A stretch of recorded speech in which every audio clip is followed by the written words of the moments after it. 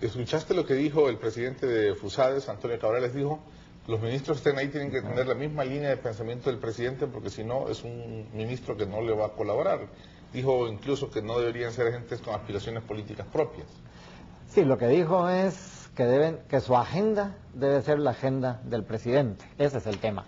Para mí, este país necesita ministros que manejen bien su cartera, que lo hagan con mucha creatividad, pero efectivamente en clave de una agenda de gobierno. Yo creo que esto es fundamental. Los ministros no llegan para hacer su propio juego político, llegan para gobernar el país en clave de equipo. Ahora, eso no significa que no deben ser creativos y que no deben poner, digamos, justamente todo su expertise en función de eso, pero que la agenda debe ser una, me parece fundamental. Que los ministros tienen que estar ahí para empujar esa agenda y por lo tanto en clave de equipo con el resto del gabinete también es fundamental, y que el que dirige esa orquesta se llama Mauricio Funes es fundamental. Yo creo que efectivamente eso es lo que todos estaríamos esperando, ¿no? Y retomo, en ese sentido también va a ser muy importante la relación permanente entre la Presidencia de la República, ¿verdad?, los otros poderes del Estado, la Asamblea Legislativa, muy importante, y también el partido de gobierno.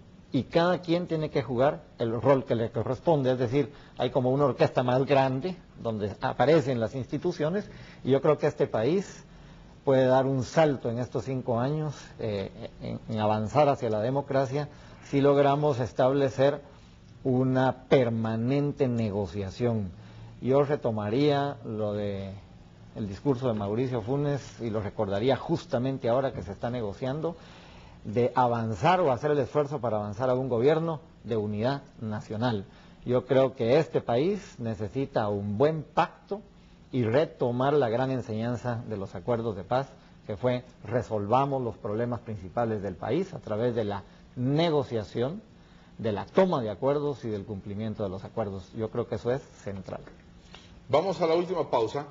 Y cuando regresemos, le voy a pedir a mis invitados que me den su opinión en base a los datos, en base a la información, que es poca, hay que ser muy sinceros, no ha fluido mucha información hacendaria o fiscal del país en los últimos días, hay presunciones, hay algunos números que se han filtrado, pero creo que todos coincidimos en que vaya que es un momento difícil para tomar las riendas de El Salvador, ¿no?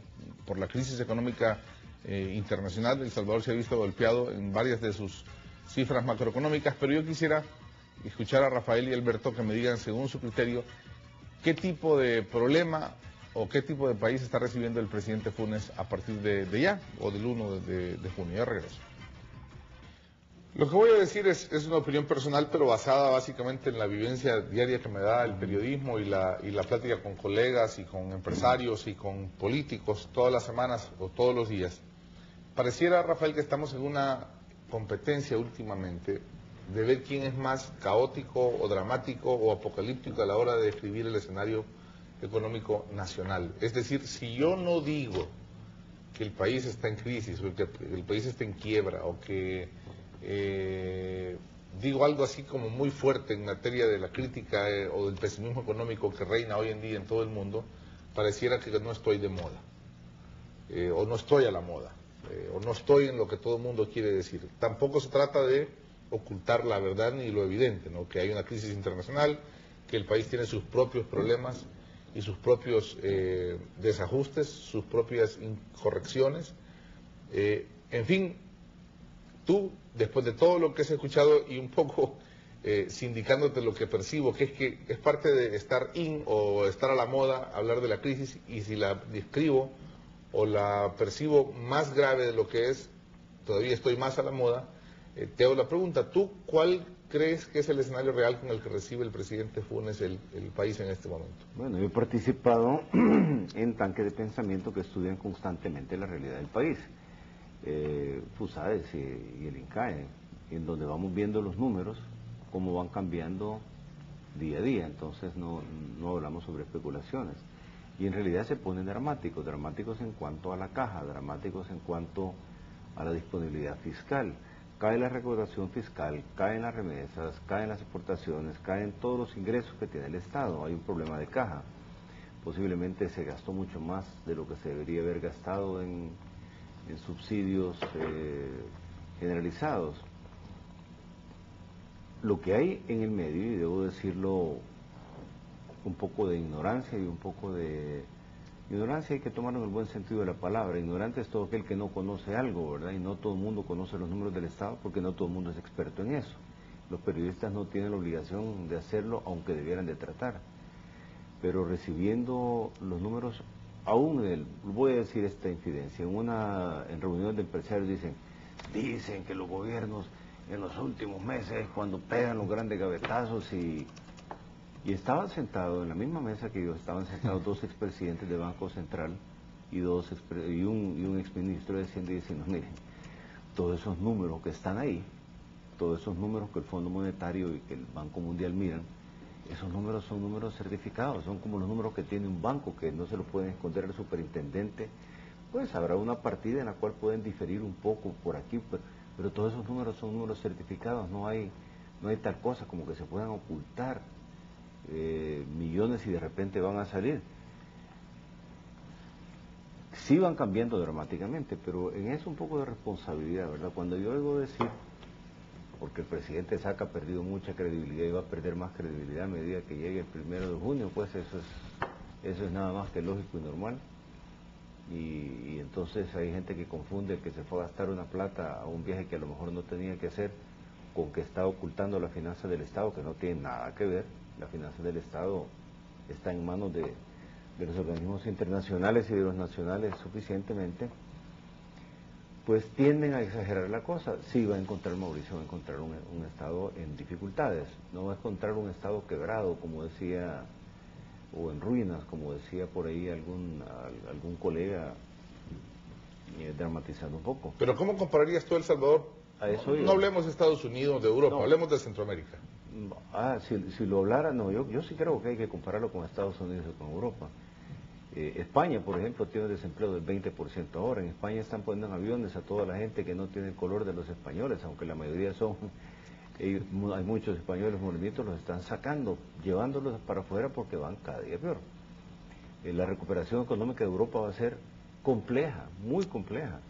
Y la de Estados Unidos pues es diferente. Estados Unidos diera señales de querer empezar a recuperarse en la parte bursátil.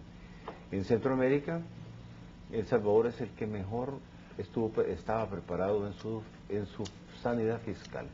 Es el que ha hecho mejor la tarea durante años, aunque es el que menos crecimiento ha tenido. Entonces, si te digo, ¿quiénes están mejor preparados para la crisis en Centroamérica? No lo digo yo esto, lo dicen los profesores del INCAE que has tenido aquí en esta mesa. El Salvador y Costa Rica. El Salvador porque tiene la capacidad de aguantar, porque tiene esa disciplina fiscal y porque tiene esas reservas, esa capacidad de crédito, credibilidad ante los organismos internacionales que le ha hecho conseguir miles de millones de dólares para atender la crisis, cosas que no han hecho otros. ¿Por qué? Porque no tenían la sanidad financiera. Costa Rica está muy bien porque tiene una enorme capacidad de crecimiento y va a estar bien a la salida de la crisis. No estamos tan mal como otros. No quiero compararnos con Nicaragua y con Honduras, porque en realidad cuando uno quiere comparar a la selección con la categoría C, pues se pone contento, ¿verdad? Pero no debe compararse con los mejores, con los de afuera. Estamos mejor que el resto de los países de Sudamérica. Nuestras finanzas son bastante sólidas. ¿Qué va a recibir el presidente? Un dinero con poca caja, un dinero con bastantes dificultades de caja. Debiera de poder, con todos los ofrecimientos que hay y con el acompañamiento de los diputados, debiera de poder conseguir, de los diputados de oposición también, debiera de poder conseguir los desembolsos, debiera de poder conseguir lo que han estado hablando de redirigir créditos que están aprobados para pagar la deuda en los siguientes 2 años para atender la inmediatez. Debiera de tener la capacidad de utilizar todo el dinero que va a tener el Estado, no, en las llamadas medidas anticíclicas, posiblemente no para invertir porque no va a alcanzar, sino que para atender las necesidades de los más pobres y de la clase media, pues para que la clase media no se vuelva pobre y para que el pobre no aguante hambre o no deje de ir a la escuela. Muy bien. Pero no creo que sea ni por donde pasa un estado en ruinas. Hay que verlo, ¿verdad? El cielo se está cayendo en todo el mundo.